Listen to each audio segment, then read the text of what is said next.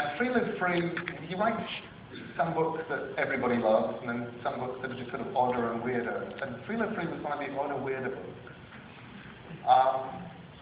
But it struck this sort of weird, deep chord in me because he's made, really, it felt like Chicago was a character. And I'd recently read Winter's Tale by Mark Helprin, in which New York, turn of the century New York, turn of the last century New York, feels like a character. And I thought, they're both. There's this sort of weird little nascent genre of magic city books, in which the city itself becomes this big, strange doorway that you can go through and look at and turn around, and you can sort of examine people through it. And I remember in Easter, about 1985, at about 2 o'clock in the morning, at a Scottish science fiction convention, an editor named Richard Evans, who later was my editor on a book called Good Omens, and just getting in the corner and saying, you should get somebody to do one of these for London. And he said, well, why don't you? And I went, because I haven't, no, you have to be a real writer. And it was absolutely a terrifying prospect. And I thought I couldn't do that. I thought I was giving him a good idea. Why didn't he say, yes, I will go away and find a writer?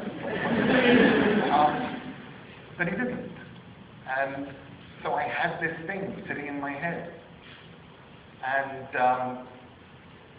then in about 1991, I was a judge on the English Arthur C. Clarke Award. And we finished our judging session in this London dingy arts club called the Groucho. And I looked up and saw Lenny Henry, who's an English actor and comedian who's a friend of mine, very good friend of mine now, but back then he was an acquaintance. We'd worked together on the English Comic Relief Charity.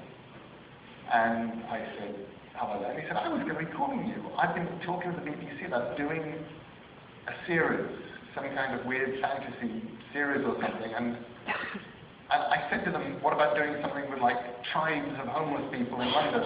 And they kind of liked the idea, do you want to do it? And I said, sure. And then I went home, and I wrote Lenny a long essay on why I didn't want to do tribes of homeless people. And basically, I said, look, and what I said in the essay was, look, I could make being homeless in London seem really cool. And I don't want to do that, because I don't want some kid in Birmingham running away from home to join a gang of homeless people he's seen on TV because it looked cool, and it's not cool, it's horrible, and it's demeaning, and it's eroding, and it's soul-threatening, it's not a good thing. But why don't we take this as a metaphor?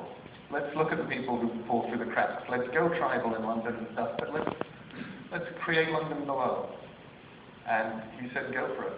So I went away and wrote the outline for Neverwhere.